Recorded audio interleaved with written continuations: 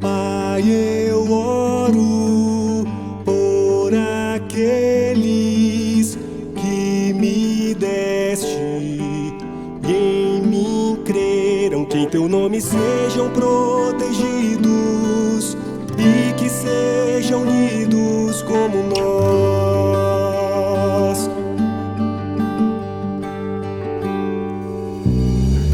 Pai, te peço, santifique-os na verdade da palavra. Eles não pertencem a este mundo, mas que nele fiquem sem o mal.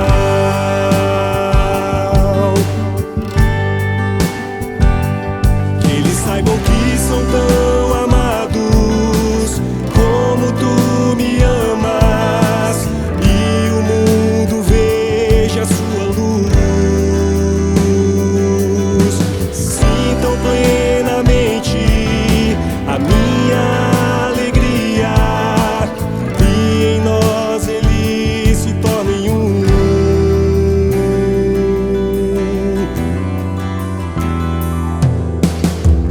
Pai, eu rogo por aqueles que virão a crer no teu Filho. Quero que eles vejam a minha glória e estejam onde eu estiver.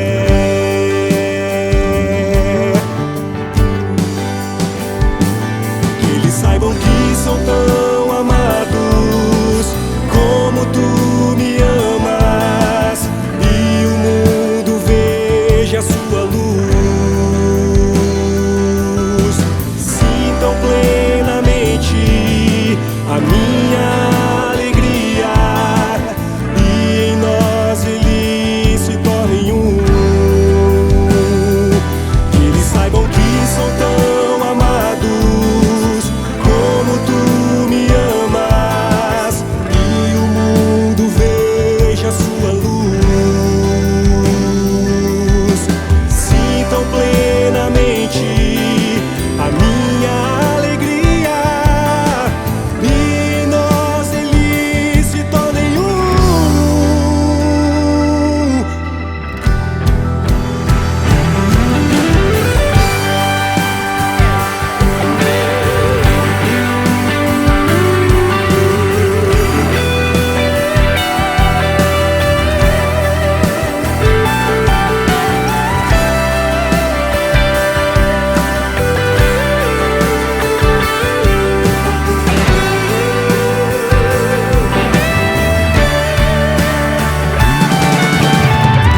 Eu lhes revelei o teu nome, que eles saibam que eu vim de ti, para que eles tenham a vida eterna. Estarei com eles e eles viverão em mim. E em meu nome eu os envio, e por eles me santifico, para que eles tenham a vida eterna. Estarei com eles viverão em mim.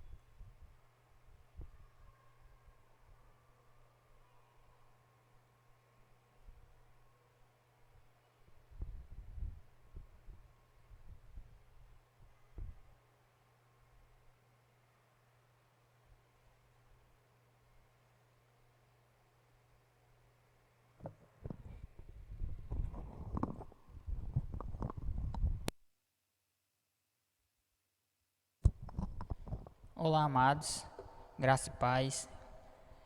Queria saudá-los na graça e na paz do nosso Senhor Jesus Cristo, dizer que é um prazer e uma honra estar mais uma vez falando aos irmãos, mesmo que dessa maneira remota. Nós só temos a agradecer por, em momentos tão difíceis, ainda podermos compartilhar a palavra do Senhor. E hoje, em mais um culto de oração e doutrina, nós vamos continuar refletindo acerca da carta de Paulo aos Romanos. Nós vamos meditar hoje no capítulo 2, do verso 1 ao verso 16. Mas antes da gente dar início a mais uma ministração, vamos orar por aqueles que estão passando por momentos de dificuldades, aqueles que tiveram suas famílias ou seus familiares acometidos por este vírus, ou qualquer outra enfermidade que seja, ou qualquer tipo de aflição.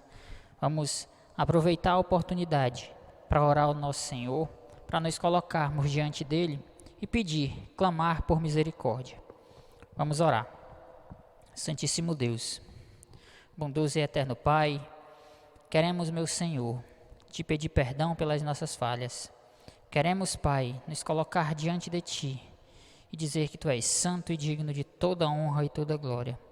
Perdoa-nos, Pai, e enche-nos cada vez mais do teu Santo Espírito. Que aquelas famílias, Senhor, que estão com familiares enfermos, aquelas famílias, meu Deus, que estão sendo desestruturadas, Pai, por intrigas, que o Senhor possa restaurar, seja, meu Deus, a comunhão entre eles ou a saúde. Que o Senhor fortaleça, meu Deus, eles. Que o Senhor fortaleça esta igreja na tua palavra. Que o teu Santo Espírito, Pai, venha avivar-nos e nos colocar de joelhos aos teus pés, clamando por misericórdia. Fica conosco neste momento. Usa, meu Deus, este momento para falar ao coração dos irmãos, assim como para falar ao meu coração. Que essa mensagem ela possa ser viva e eficaz, que o teu nome venha a ser glorificado e que eu aqui meramente seja apenas um instrumento, um canal pelo qual o Senhor falará. Então, no nome do teu Filho amado Jesus Cristo, eu quero orar, te entregar este momento. Amém.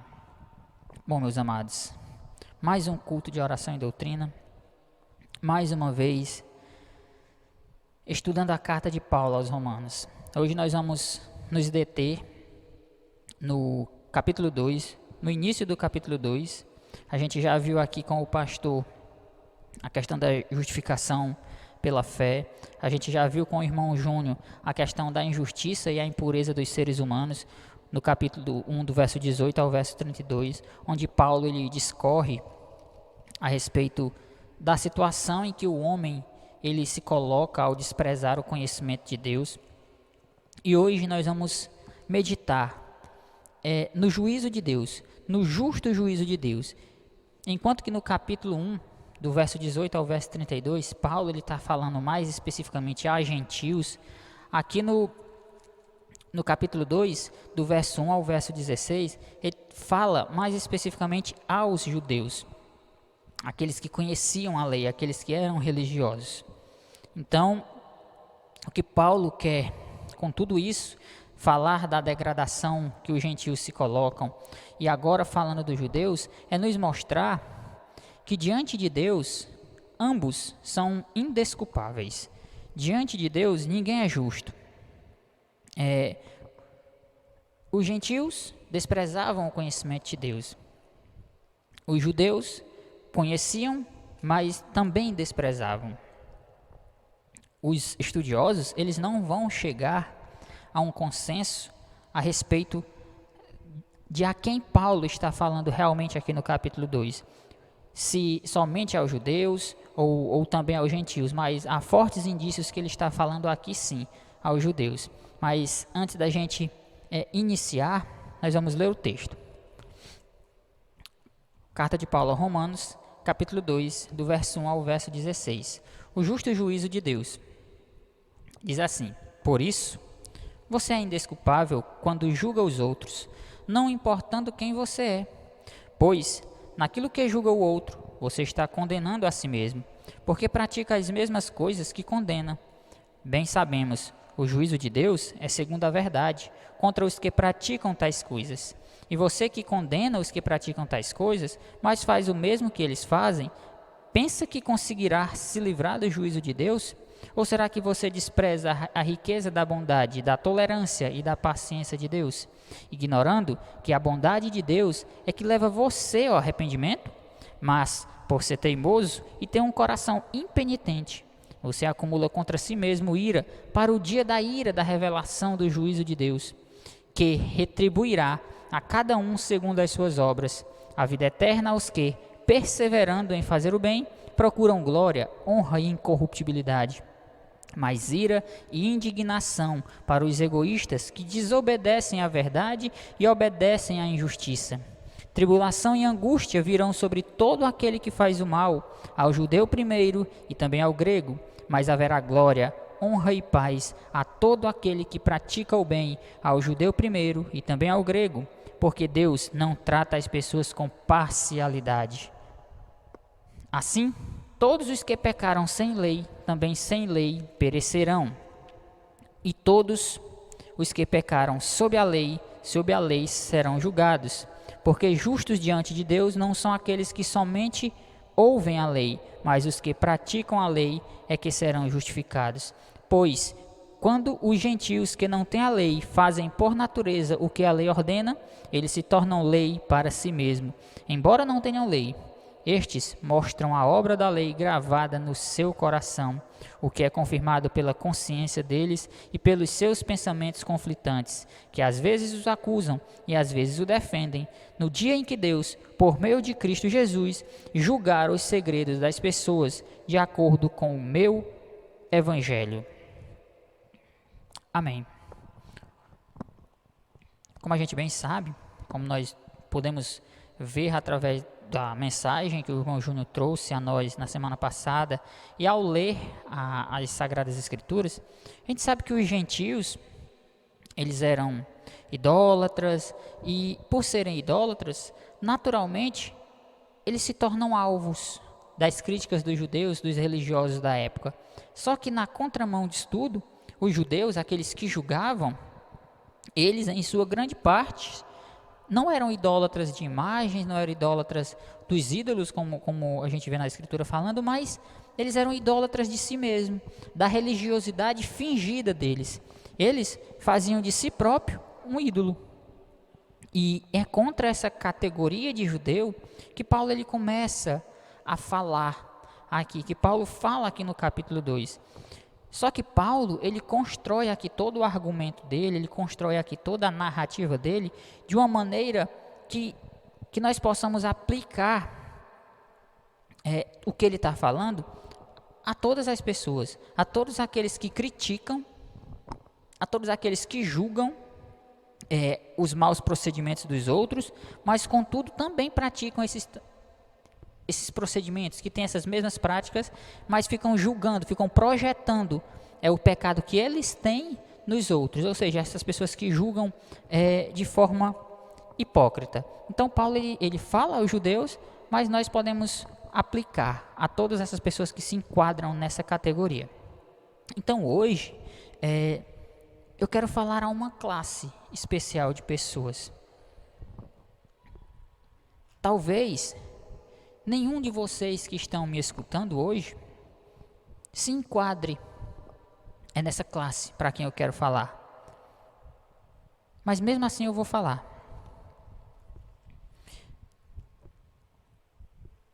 Hoje, como a gente pôde perceber pelo texto e pelo que já foi falado, eu quero falar a pessoas que são meramente religiosas. Pessoas que ainda não nasceram de novo. Falsos moralistas que existem no nosso tempo, assim como existiam aqui no tempo de Paulo. A minha oração é que veja bem, se existir algum de vocês que nos escutam através do nosso canal do YouTube, se existir algum de vocês, se algum de vocês se encaixar nesses termos aqui que eu falei e que Paulo fala, a minha oração é para que o Espírito Santo toque você, te desperte a uma verdadeira conversão. E aqueles que não se enquadram nisso aqui, o intuito é alertá-los, para que vocês não incorram, não caiam no risco de se tornar um falso moralista, uma pessoa que julga de forma hipócrita. Meu intuito é que ao ouvir, ao expor o texto hoje, nós, eu e você, nós possamos fazer uma autoanálise de como anda a nossa vida cristã. Uma análise fiel e minuciosa. Então esse é o intuito de hoje.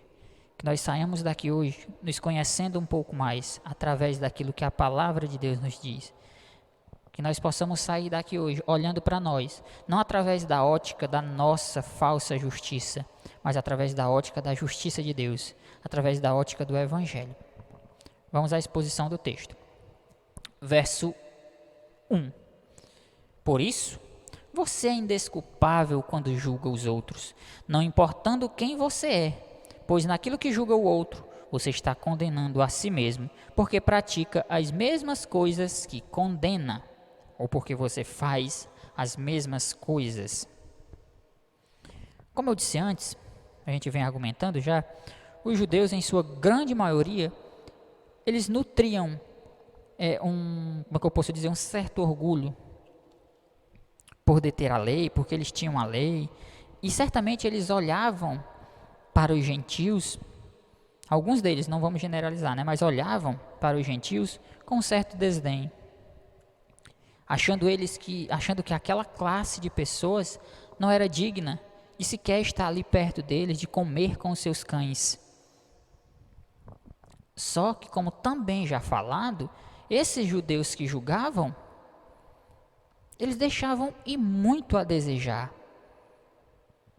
porque a vida deles de piedade era falha, era fraca. Eles estavam julgando pessoas, só que faziam as mesmas coisas que aquelas pessoas faziam, julgando as pessoas pelos pecados que eles também cometiam. Por isso que Paulo ele vai dizer: tu é indesculpável, indesculpável. Você é indesculpável, ó homem, ó hipócrita. Os gentios, como a gente vê no capítulo anterior, mais especificamente no verso 20, vamos ler, ó. Porque os atributos invisíveis de Deus, isto é, o seu eterno poder e a sua divindade, claramente se conhecem desde a criação do mundo, sendo percebido por meio das coisas que Deus fez. Por isso, os seres humanos são indesculpáveis. Os gentios, eles só tinham a revelação natural, eles tinham a revelação natural. E isso já os tornava indesculpáveis. E o que dizer então dos judeus que tinham a lei, o Antigo Testamento, a vontade revelada de Deus, e mesmo assim praticavam as mesmas coisas dos gentios? O que dizer desse povo? Enquanto os gentios só tinham a revelação natural. E veja, a revelação natural é suficiente para você reconhecer Deus como Deus, o glorificar como Deus. Mas os gentios só tinham a revelação natural. E mesmo assim eram condenados. Os judeus tinham a revelação especial de Deus, a lei e o Antigo Testamento. E também incorriam nos mesmos erros. E também eram indesculpáveis, assim como os gentios. O que o apóstolo está fazendo aqui, meu querido, é situar, é colocar os judeus, aqueles que julgavam de forma hipócrita, na mesma categoria dos pagãos, dos gentios. É como se Paulo estivesse dizendo a eles: olha, os dois,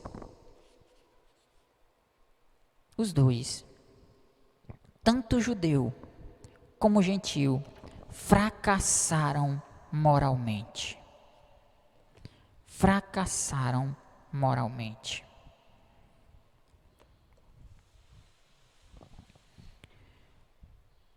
Vocês condenam as práticas dos gentios, porém fazem a mesma coisa. No que tu julgas, tu está te condenando, porque tu julga e faz as mesmas coisas. A situação de hoje não é muito diferente, não.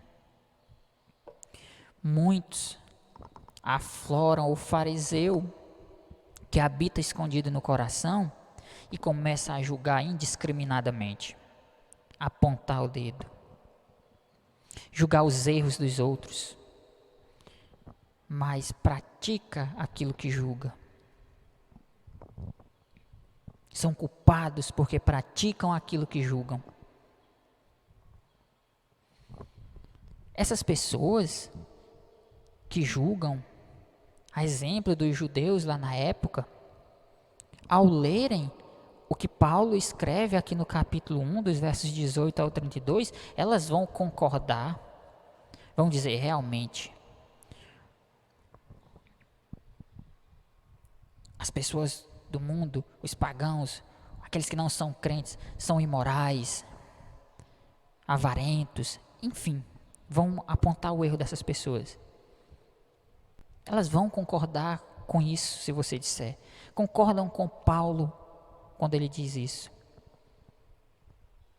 Mas elas fazem isso enquanto vivem embaixo de uma máscara de religiosidade. Se acham melhores do que todo mundo, mas praticam as mesmas coisas do mundo. Só que às escondidas, enquanto ninguém vê, mas praticam e são culpados, são indesculpáveis também. Paulo aponta enfaticamente que os judeus são tão pecadores quanto os gentios. Ele aponta para nós que aqueles que julgam hoje em dia, mas também praticam essas mesmas coisas que julgam, são tão pecadores quanto aqueles que estão lá fora.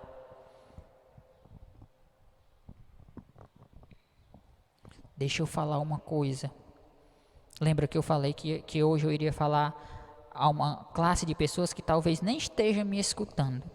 Mas eu quero dizer, você que é um falso moralista, sim, você que se esconde embaixo de uma capa de crente, você é tão merecedor da condenação quanto o mundano que vive na prática explícita do pecado. Você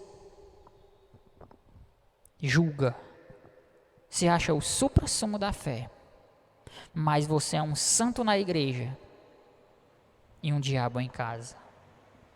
Você vai ser julgado não por frequentar uma igreja, mas sim pelo tipo de vida que você tem vivido. Vai ser julgado se você segue ou não verdadeiramente a Cristo. E o que eu peço a você é que você seja sincero naquilo que você julga. Não seja como o fariseu lá em Lucas 15, do verso 25 ao 32, que diz: ó Deus, graças te dou, porque não sou como os demais homens. Meu amado amigo, perceba a corrupção que existe no teu coração. Não se considere melhor do que ninguém. Paulo nos diz em Romanos: não há um justo, nenhum sequer. Não há quem entenda, não há quem busque a Deus. O que eu te peço é que você não seja uma pessoa míope espiritualmente. Enxergue o seu estado de atrofia espiritual quando você se encontra distante do Senhor, distante de Deus. Você não é melhor do que ninguém. Só o que diferencia o salvo daquele que não é salvo é porque a graça do Senhor Jesus Cristo alcançou. Só isso. Em você não tem nada de bom. Versos 2 e versos 3. Mas nós temos a certeza de que o julgamento de Deus é segundo a verdade contra os que cometem tais coisas, ou seja, esses que julgam de forma hipócrita. E tu, ó homem, que julga os que fazem tais coisas, pensas que fazendo-as, escaparás do julgamento de Deus?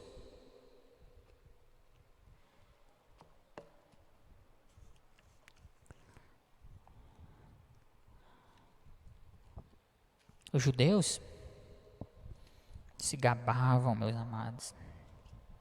Se gabavam por possuírem a lei. Se achavam melhores por possuírem a lei. Como se isso, só o fato de ser conhecedor, de ter a posse, os tornassem especiais. Paulo ele está mostrando aqui para nós que isso não foi e jamais será suficiente para salvar alguém. Conhecer a lei. Quão enganado você está se você pensa assim. Sabe por quê? Porque o juiz com o qual nós iremos tratar é justo em todos os seus procedimentos e nada passa desapercebido aos seus olhos. Os juízes aqui da terra, por mais retos que sejam, por mais atentos que sejam, ainda vão deixar passar alguma coisa. Eles ainda são imperfeitos. Eles podem errar em uma sentença, podem lançar uma sentença injusta. Por mais idôneos que sejam, eles podem ser subornados, comprados. A justiça humana, por mais detalhada que possa, ela não cobre todas as áreas da vida do homem. A justiça humana, ela é falha. Ela não pode esquadrinhar o coração do ser humano. Então, que homem nenhum pense que pode enganar a Deus. Porque o julgamento dele é segundo a verdade. Nada se faz oculto aos olhos dele. Ele vê a hipocrisia escancarada no nosso coração. Ninguém ache que pode enganar ou escapar do julgamento divino. Pois todos nós devemos comparecer perante o tribunal de Cristo, para que cada um receba de acordo com as obras praticadas por meio do corpo, quer sejam boas, quer sejam más. 2 Coríntios 5:10. Aqueles que praticam más obras, aqueles que fingem ser fiéis, aqueles que acham que estão blindados por se dizerem crentes, que se acham blindados pela sua religiosidade, aqueles que acham que vão ficar impunes, aqueles que acham que vão se livrar de um julgamento, de uma condenação, só porque frequentam uma igreja. Paulo está derrubando o teu alicerce. Você está sem chão agora. Isso não é suficiente para te salvar.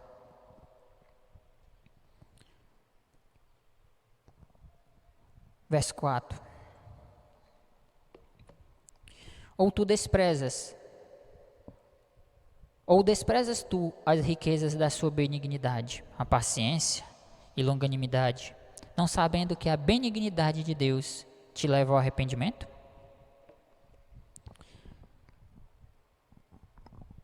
Essas pessoas que se escondem em uma fachada de religiosidade, que usam máscaras de cristãos, mas na verdade não são,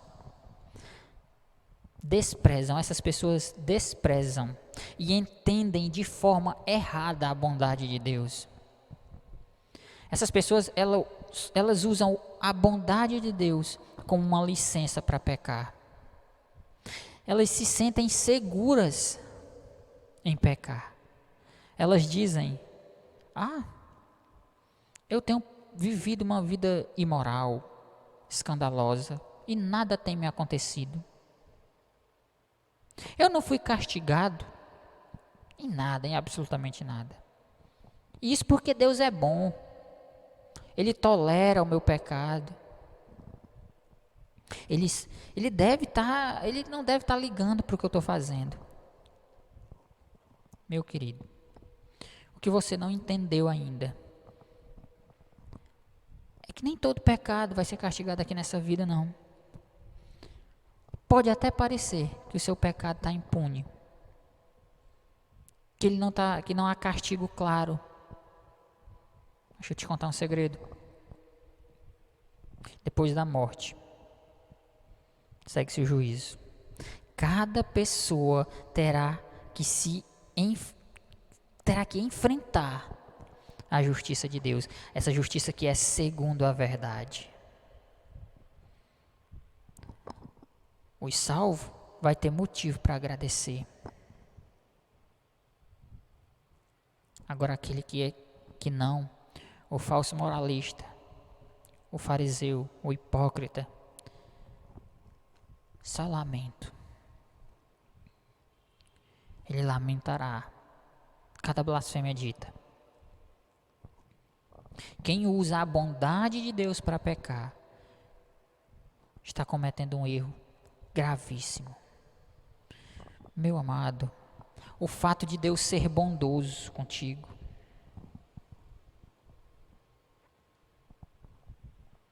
não te dá liberdade para pecar. Longe disso, longe disso. Entenda, cada pecado que nós cometemos é como se nós estivéssemos desprezando a bondade de Deus.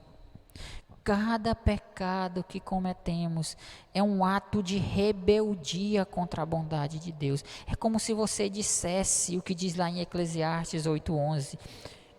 Como não se executa logo a sentença contra a obra má, o coração humano está inteiramente disposto a praticar o mal.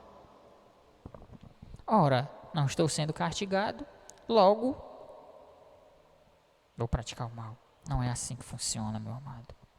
O homem pensa assim, como diz aqui em Eclesiastes, mas não é assim.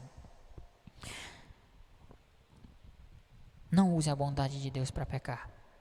Use a bondade de Deus para se arrepender. É o fato dele ser bom, infinitamente bom, que deve constranger o seu ser e fazer você se ajoelhar diante dele e pedir perdão. Porque Deus, ele nos conduz por sua bondade ao arrependimento.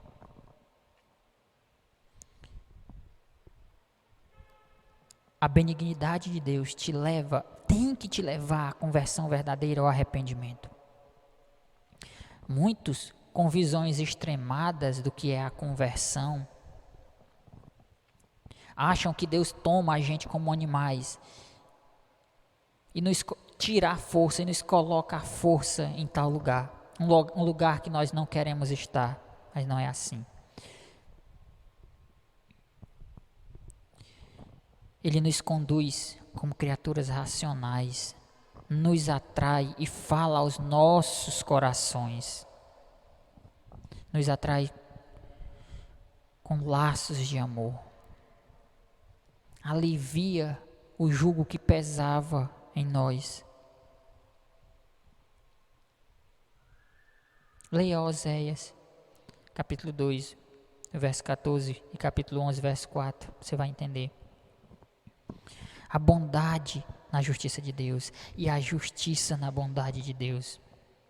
A bondade de Deus nos leva ao arrependimento e não ao endurecimento do nosso coração. Deus tem como objetivo demonstrar a sua bondade e não produzir em nós um espírito que tudo julga. Mas Ele quer nos levar, Ele nos leva ao arrependimento através da bondade dEle. Entenda, a bondade de Deus tem que te conduzir ao arrependimento. Esse é o real propósito dela. E não te dá uma licença para pecar. Verso 5 e verso 6, perdão. Mas, segundo a tua dureza e teu coração impenitente, entesouras para ti mesmo ira para o dia da ira e da revelação do justo julgamento de Deus, o qual retribuirá cada homem segundo os seus atos.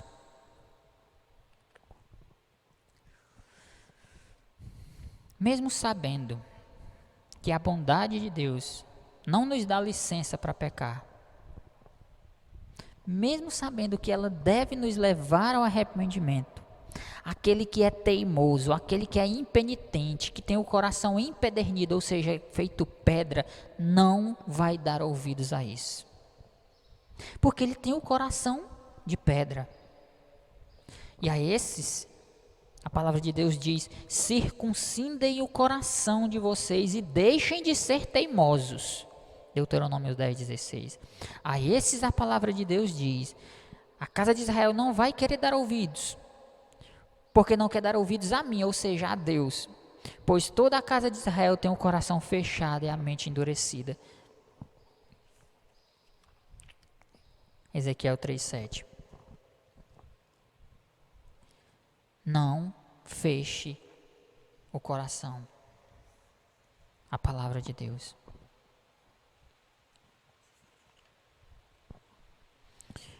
De nada adianta. Olha o que vamos ler Ezequiel de novo. Ele diz, né? Porque não quer dar ouvidos a mim. Ou seja, a casa de Israel não vai querer dar ouvidos a você, ao profeta, porque não quer dar ouvidos a mim, a Deus. Pois toda a casa de Israel tem o coração fechado e a mente endurecida. Os falsos moralistas, os hipócritas, essas pessoas que usam a bondade de Deus como licença para pecar, têm um coração de pedra, fechado para o Senhor. Nada vale o que eles escutam. Não vale nada os grandes e eloquentes pregadores que eles assistem no YouTube ou mesmo presencialmente. Eles não vão escutar. Os falsos moralistas não escutam, porque em primeira instância eles não querem escutar a Deus, eles não escutam a Deus. E se eles não querem escutar a Deus, o que um homem comum, um pecador como vocês pode fazer? Eu falo por mim. Só o que eu posso lhe dizer é que a sua teimosia, que a teimosia dessas pessoas será a fonte de sua ruína. Esses que andam nos caminhos dos seus corações, que são petrificados, esses que são impenitentes, receberão como consequência a ira de Deus. Paulo está dizendo: entesouras para ti, ira para o dia da ira e da revelação do justo julgamento de Deus. Cada atitude teimosa, cada vez que você insiste em pecar, mesmo com os avisos para não fazer isso, mais você vai acumulando essa ira. E veja, o dia está marcado em que ela será derramada. Eu não sei quando, mas ela virá. Esse dia chegará. E cada palavra dita, cada palavra que fere o caráter de Deus, cada vez que você julga alguém de forma injusta e hipócrita, é como se você fosse lá e depositasse mais um pouquinho da ira no cálice que virá. Entenda, o seu pecado ele é grave. E assim sendo, cada vez que você peca, você vai acumulando mais ira para você. Mais ainda, você vai inflamando a ira contra você. Cada atitude que você faz, você vai acumulando mais ira. Se boas atitudes, você vai acumulando tesouros. Se não, ira para o dia do julgamento. Entenda uma coisa. Esse julgamento é muito sério. O seu pastor não será julgado por você. Seu pai não será julgado por você. A sua esposa ou seu esposo não será julgado por você.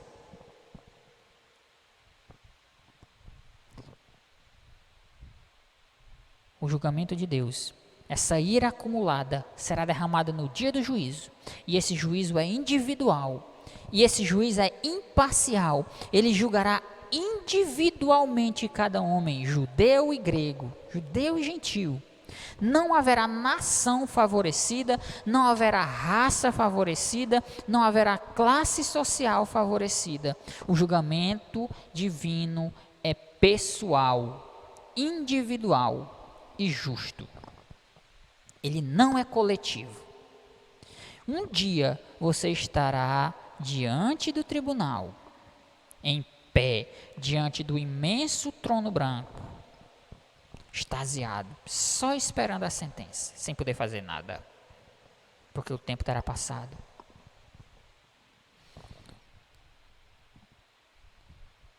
Versos 7 a 11. Vida eterna, a respeito desse julgamento. Vida eterna aos que, perseverando em fazer o bem, procuram glória, honra e imortalidade, mas indignação e ira aos que são contenciosos e não obedecem à verdade, mas obedecem à injustiça. Tribulação e angústia sobre toda a alma do homem que faz o mal, primeiramente ao judeu e também ao gentio, mas glória, honra e paz a todo homem que pratica o bem, primeiramente ao judeu e também ao gentio, porque não há acepção de pessoas para Deus. As sentenças, no dia desse julgamento, elas serão lançadas. E aqui Paulo nos diz quais serão elas. Vamos pensar um pouco. Eu não sou advogado, mas eu, perguntando a alguns amigos que fazem o curso de Direito, eles me falaram que no Brasil, a maior pena privativa de liberdade que pode ser executada aqui no nosso país, de acordo com o Código Penal, né, o artigo 75, é de 40 anos. Ou seja, a pessoa só pode ficar presa 40 anos, em regime fechado. E a gente sabe que em alguns países a gente tem a pena de morte. Ou seja, morte. A morte é o limite. Esse é o limite da justiça humana. Após isso, o juiz terreno, ele não pode legislar. Ele não pode lançar sentença nenhuma após isso. Só que no julgamento divino, as sentenças e consequências executadas são eternas. Ou seja, se a sentença for vida eterna,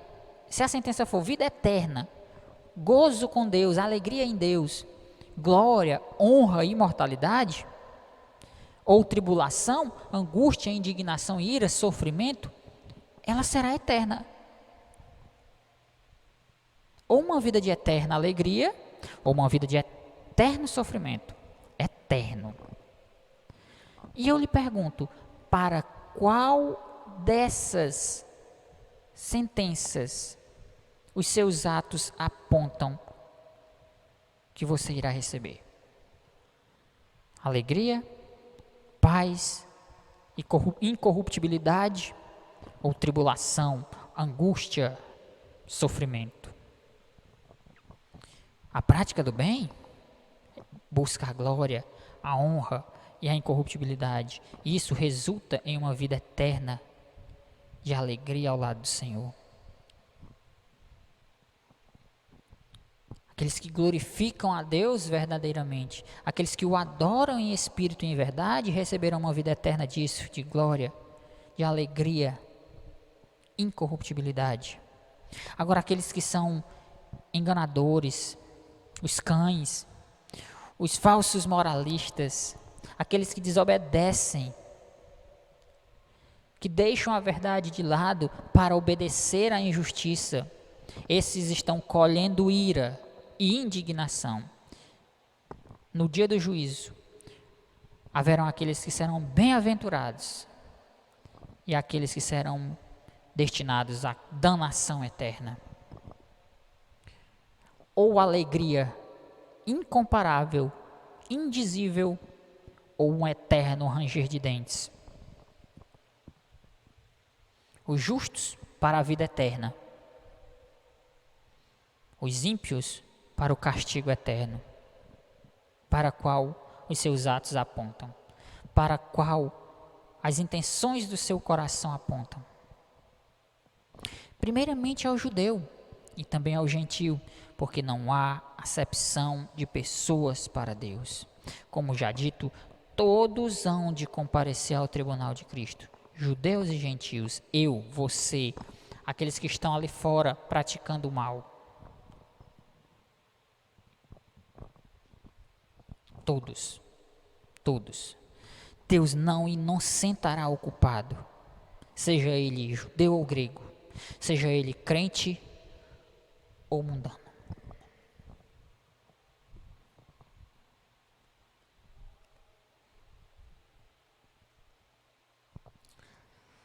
Não há acepção de pessoas. Vamos ao verso 12 e ao verso 14. Porque todos os que pecaram sem lei também perecerão sem lei. E todos os que pecaram na lei serão julgados pela lei. Porque os que ouvem a lei não são justos diante de Deus, mas os praticantes da lei serão justificados. Porque quando os gentios que não têm lei fazem naturalmente as coisas contidas na lei, não tendo eles lei, são lei para si mesmos.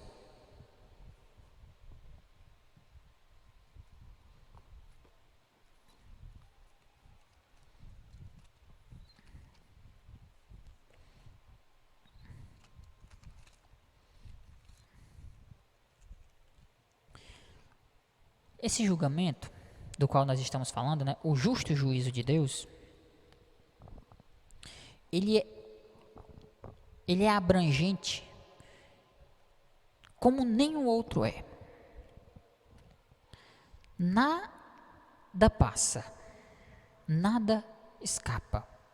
Os gentios, como a gente falou lá no início, que pecaram sem lei, que tinham a revelação natural, sem ela, sem a lei, perecerão. Eles tinham a consciência como guia.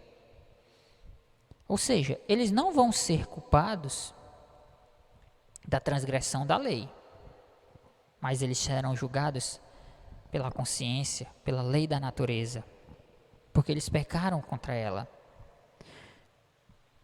Eles tinham um coração corrupto, eram maldosos, não glorificavam a Deus como Deus. Como diz no verso 21 do verso 22 do capítulo 21, tendo conhecimento de Deus, não lhe deram graças, antes se tornaram nulos em seus próprios raciocínios. E o coração insensato deles se obscureceu, trocaram a glória do Deus corruptível por imagens semelhantes ao ser humano corruptível, às aves, aos quadrúpedes e aos répteis. Eles serão julgados e condenados pelo conhecimento natural, que, como já dito, os torna indesculpáveis. Não serão poupados.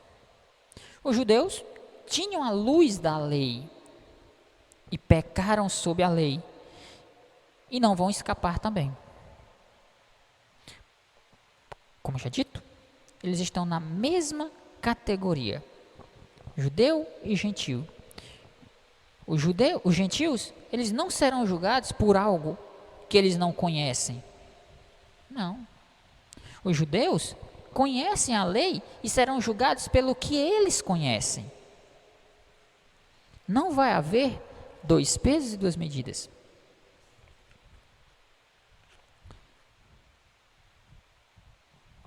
Vão ser julgados pelo seu conhecimento. Essa é a regra. Judeu e gentio. Como diz o Hernandes Dias Lopes, cada um será julgado mediante a luz que recebeu.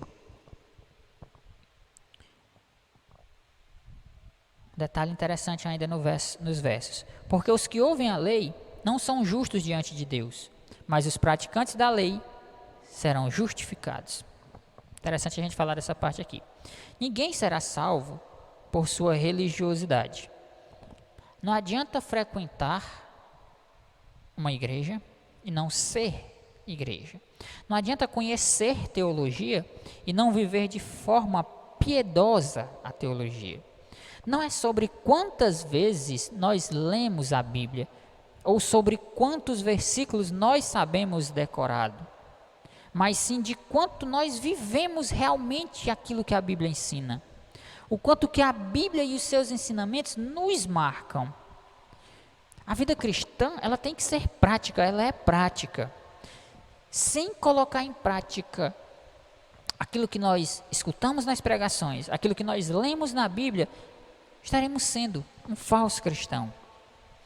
Somente conhecer não nos é suficiente. É uma característica daqueles que foram justificados pela fé praticar a palavra, Paulo aqui ele não fala de uma justificação pelas obras, mas pela fé. Porque nós fomos criados para as boas obras, eleitos para elas, e não o contrário.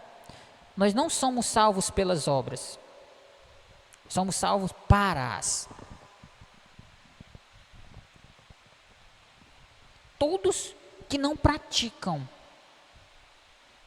aqueles que são apenas ouvintes da palavra, aqueles que não obedecem, eles estão testificando de que nunca foram lavados pelo sangue de Jesus.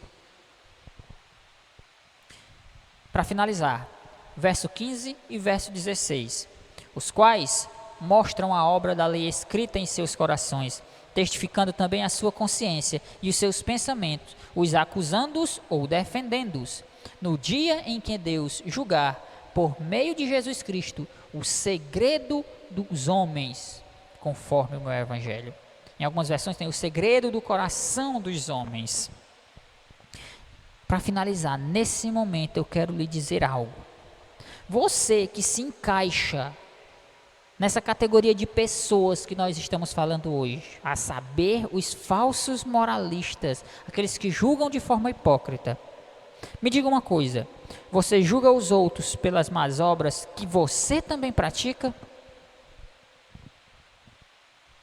Responda para você mesmo.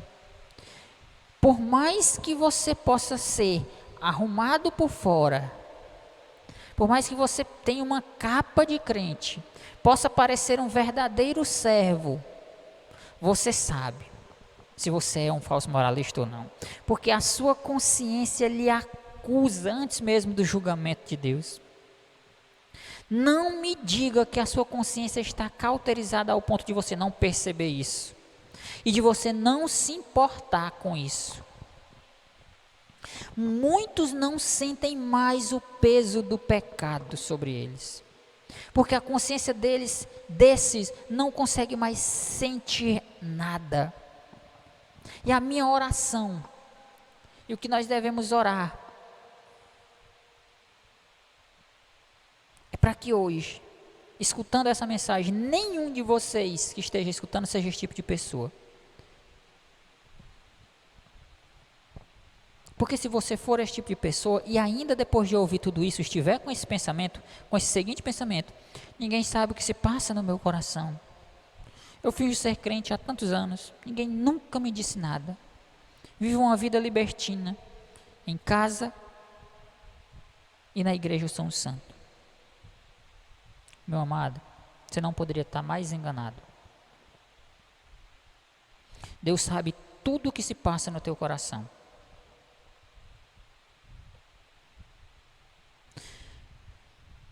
Diante dos olhos de Deus, nada passa desapercebido. O Senhor não vê como o homem vê, pois o homem vê o que está diante dos olhos, porém, o Senhor olha para o coração. 1 Samuel 16:7. Eu, o Senhor, esquadrinho o coração e provo os pensamentos, e isso para que cada um, segundo os seus caminhos e segundo o fruto de suas ações. Isso para dar a cada um, segundo os seus caminhos e segundo o fruto das suas ações. Jeremias 17:10. Ele está dizendo: eu, o Senhor, esquadrinho o coração. No julgamento de Deus nada passará. Deus é fiel ao caráter dele, puro, santo e verdadeiro. Deus tem o seu juízo baseado na verdade, como nós já falamos, e vai destruir todo indício de orgulho que existe no coração dos hipócritas. Que essas pessoas jamais pensem que só por serem conhecedores da lei, ou por se julgarem melhor que os outros, por viverem uma religiosidade superficial, que essas pessoas jamais pensem que estarão livres do julgamento divino. Não. Deus conhece o coração. O julgamento de Deus é de foro íntimo. Ele conhece o segredo do seu coração. Ele conhece o anseio do teu coração. E me diga, Você anseia no seu coração por Cristo ou anseia pela libertinagem do mundo? Deus não julga apenas as palavras e as suas ações, mas Ele julga as intenções, os desejos, os pensamentos. Deus vê o fundo do seu coração, o mais íntimo do seu ser. Ninguém escapa deste juízo, deste julgamento. Você não vai fugir do julgamento, meu querido. Terrível coisa é cair nas mãos do Deus vivo. Terrível coisa é se achar culpado diante desse Deus. Fuja da ira vindoura. E eu quero dizer para você, para finalizar, há esperança para você. Deus não se alegra com a morte do ímpio. Pelo contrário, Ele quer que você viva e se converta.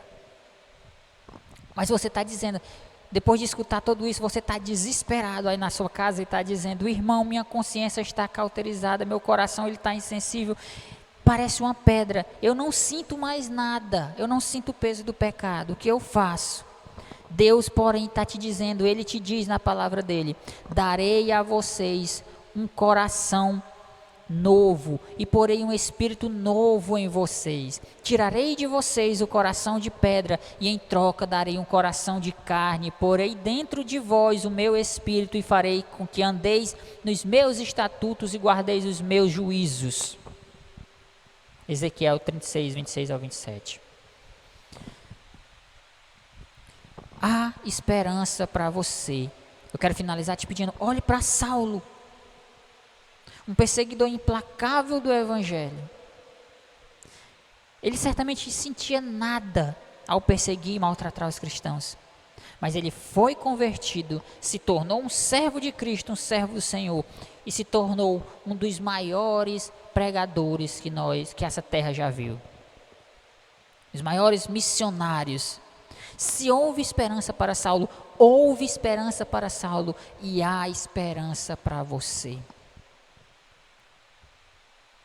Cristo pode tirar de você todo o falso moralismo, toda a hipocrisia e colocar no lugar um espírito manso e disposto a obedecer. Foi para isso que ele morreu lá na cruz, para salvar os seus. E a minha oração é para que você seja um desses. Vamos orar. Santíssimo Deus, bondoso e eterno Pai, eu quero neste momento te agradecer por esta palavra. Que o Senhor esquadrinhe os nossos corações. Não deixa, Senhor, que nós nos enganemos. Não deixa, Senhor, que vivamos debaixo, meu Deus, de uma capa de religiosidade, mas que possamos ser por inteiro servos. Viver, Pai, verdadeiramente o discipulado. Te servir, Pai, por inteiro.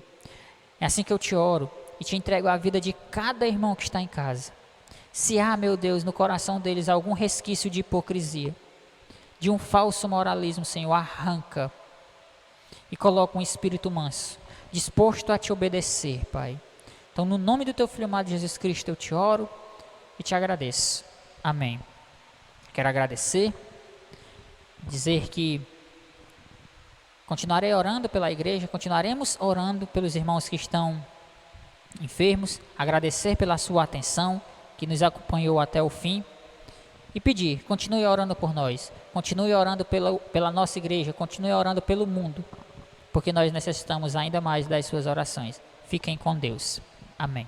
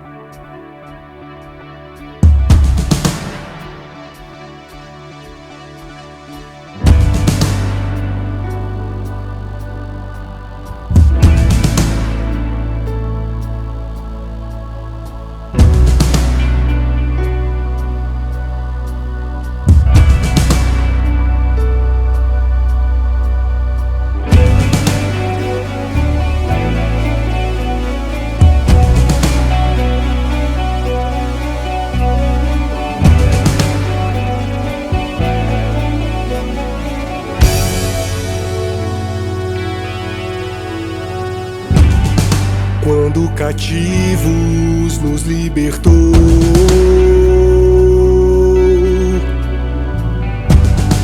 quando perdidos nos alcançou, quando feridos Ele nos sarou, quando fugidos nos encontrou.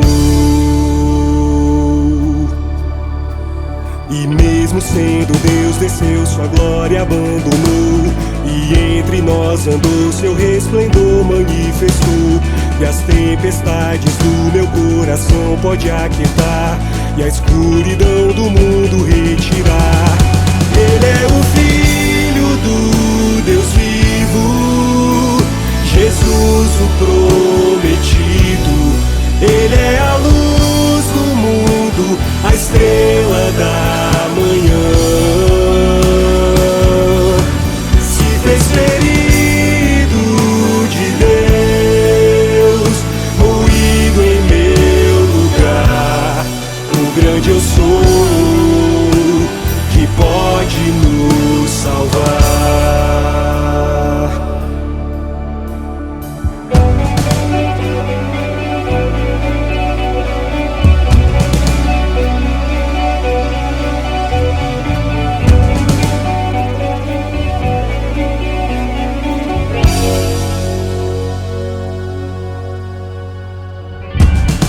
Quando cativos nos libertou,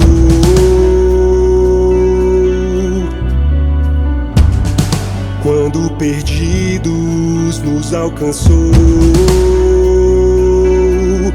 quando feridos Ele nos sarou, quando fugidos nos encontrou.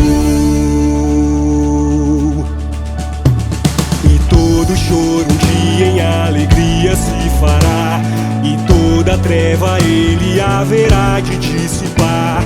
O brilho do sol da justiça vai se revelar, e toda língua há de confessar que Ele é o Filho do Deus vivo, Jesus o prometido. Ele é a luz do mundo, a estrela da manhã. Se fez ferido de Deus, moído em meu lugar. O grande eu sou, que pode nos